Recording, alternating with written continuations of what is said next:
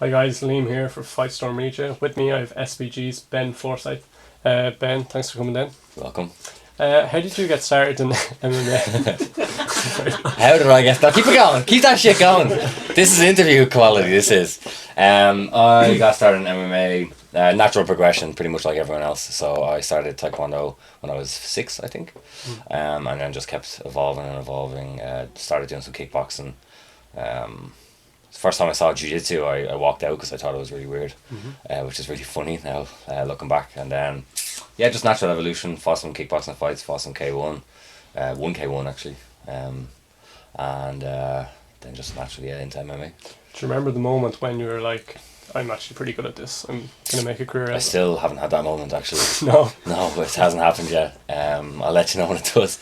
But I remember the moment when I was like, this feels good, because I had the first MMA fight and it was just gloves and shorts, and I just liked the free kind of feeling to it. And I was like, this is what I want to do. I never liked, wearing pads and all this kind. I know that's kind of, yeah, there was barriers in that. There was pads and stuff, and there was also barriers in styles and stuff. So I like the whole freedom. It's kind of a bit of everything. Yeah.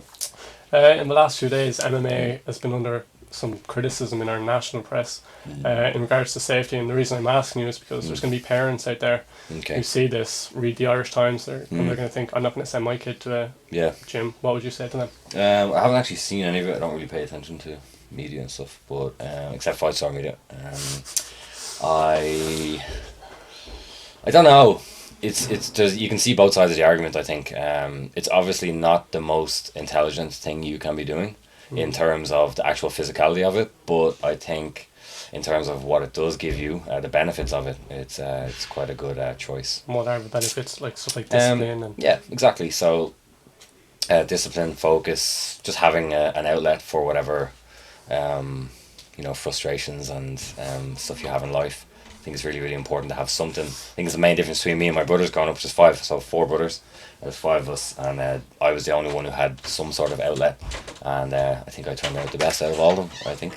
Yeah, would I be happy watching that? So as an MMA fighter, training can be quite grueling at times.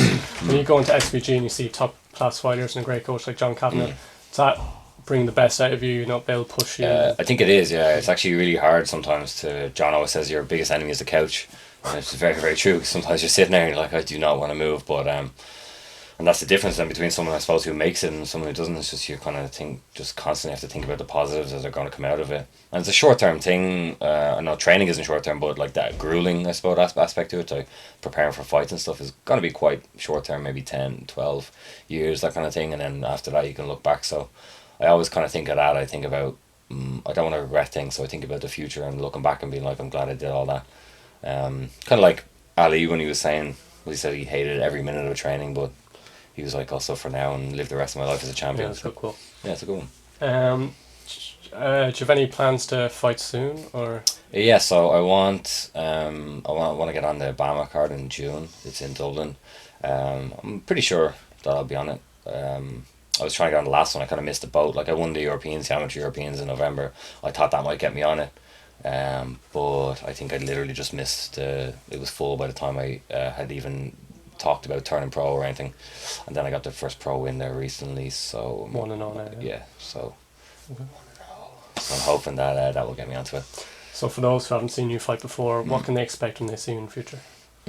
So I'm mainly known for kind of spinning kicks and stuff. Don't always land now, but they get thrown. I think I'm pretty exciting. Like you just kind of don't know what I'm gonna do. And then mainly known for striking. But then my last fight, we saw.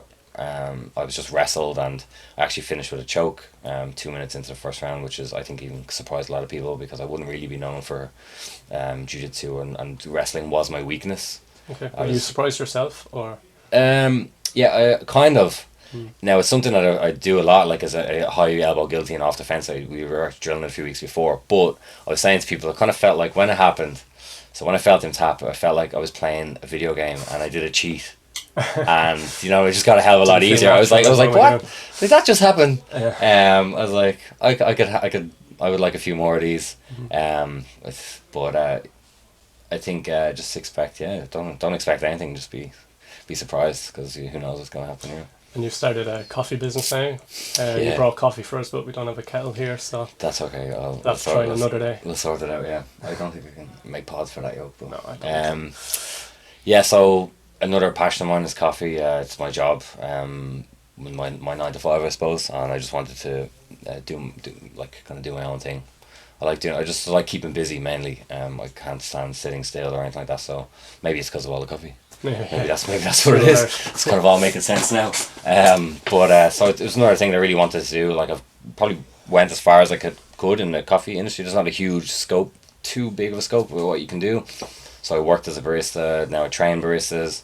Don't particularly want to open a coffee shop because of the kind of investment. I was like, what else can I do? I was like, I'll make my own brand of coffee and try and get it out there. It's called Eighth Corner, which relates to, whether you knew it or not, is the 8 corners in an octagon, which I'm fighting. There you go. You just figured it out. Penny just dropped. Good marketing. Yeah, thank you. And the logo is even kind of a skewed octagon. It's a bit.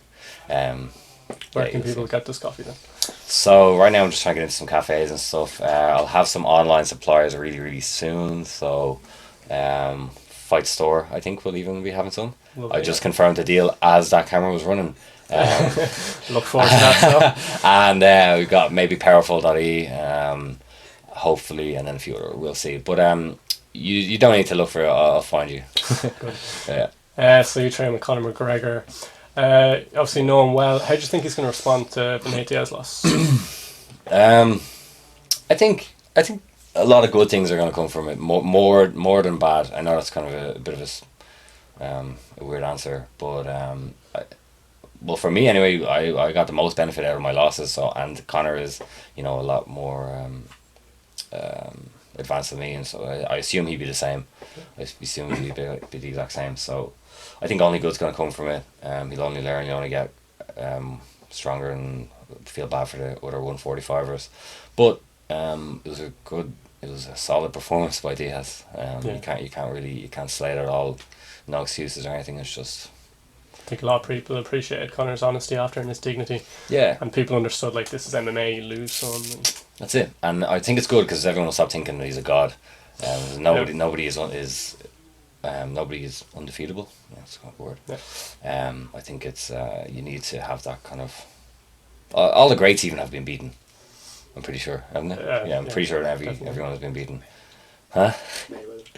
Yeah, well, that's why I said all the greats have been beaten. Not a fan of Floyd Mayweather. No, look, he's brilliant at what he does. But I don't know, there's something about winning and coming back. It's really entertaining to watch, and I don't know.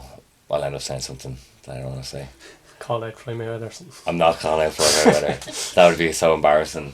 This little 4 foot something guy running around circles and knocks the head off me. From looking at your sports page on Facebook, you seem grateful for every ounce of support. Yeah. And although when you fight you're in there on your own, you seem to appreciate everyone's support. Is that fair reflection? Yeah, very, very. It's crazy. Yeah, it's really mad. Like, you kind of. I remember when I lived in Australia for a while, and I was coming back, and my goal was I was like, I'm going to join SPG, and then by the end of the year I'm going to be a known fighter in Ireland. That was literally, I just want people to know who I was. That was it. And then I looked back there recently, and I was like, this is absolutely crazy. Like, people kind of know who I am, but other than that, like, it's just having so many people. Like, when I set up that page, having that many, like, I think I set it up mainly to build momentum to get onto BAMMA, actually. And a lot of likes pretty quick. Yeah, it was like 1,100 or something a day, and I was like, I don't even know. I don't think I know 1,100 people, but it's crazy. I think it's absolutely mad. But I think a lot of people believe in what I believe in. They stuck with me through the losses, because like this time last year I was being written off, as Tommy Martin said. In his status, he said, like, a lot of people were writing me off, and then you have to kind of suck it all up, and then won the Europeans. And is that a big turning point for you, winning the Europeans? In terms of support and things? It was, I suppose, in terms of, that was when people kind of maybe went, okay, maybe we kind of ripped this guy off by mistake. But what are you going to say if I get 4 losses in a row? What everyone's going to say? It's only common. I was just figuring things out and all this kind of stuff, and there was obviously the close circle of people who were sticking with me and saying, keep going, and there was obviously people who were like, this lad's shit. but it was always just something small that I needed to tweak, and I knew that if I kept tweaking, making those tweaks, eventually I'll get to a good level. So then I went in, tore up the Europeans. And before big fights like the European and your pro debut, how'd you do with nerves? Very badly. I find I'm okay coming up to the whole fight. Week off, I start getting a bit nervous, but the day off, it's really hard. I don't know if you've read George St. Pierre's book. It's very good, but he talks about like some of his biggest like fights and stuff that he was like literally getting sick backstage and stuff going out. And I think it's a good I think real courage is not being afraid, but being afraid and doing something anyway. So I always just kind of keep that in my head. I feel like I do not want to do this. That guy looks so scary. I'm not going out there. Am I really that good? And but now it's normal. Now I'm like, oh, I knew I was gonna feel like this. I knew I was gonna feel sick. I knew I was gonna feel nervous. But I'm gonna just go out there and do it anyway, because afterwards, it's gonna be it's just the best feeling in the world. It really is. I've never found a feeling that's as good as it. How'd you celebrate after then? If you're on such a high after winning? Usually go to sleep actually, because there's so much so much adrenaline and so much. You'd like to get suited and booted and go out and stuff, but usually I'm just so tired. I just want to eat and sleep. I try to, like in Liverpool, my brother and stuff had flown over, so I was like, right, I'm gonna need to go out. They had a good night, but I was pretty much just standing there thinking about my bed. Yeah, it's just. But Liverpool is a deadly place, so I was trying to soak it up a bit.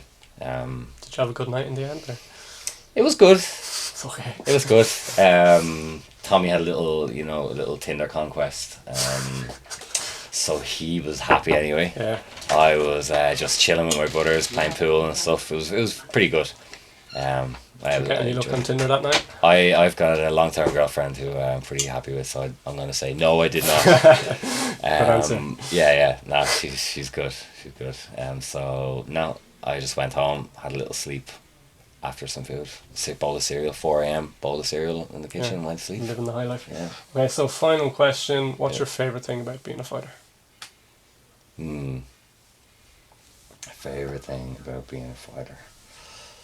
You stumped me now. Bad final question. Favourite thing about being a fighter? That's actually, I actually can't think of an answer. I suppose if this is true now, I don't even know if this is the case, but maybe if having the presence or the ability to inspire other people to do stuff.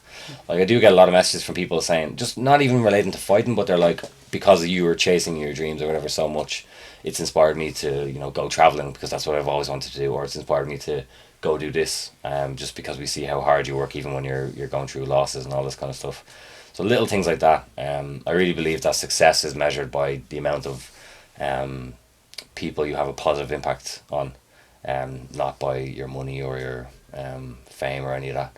So I think that if I can get that kind of success where I actually make a lot of difference in a lot of people's lives, that'd be a pretty cool thing about fighting. That's a great answer. Thanks for coming down. Really appreciate it. You're very welcome. Thanks for the interview. Much better looking than Shane.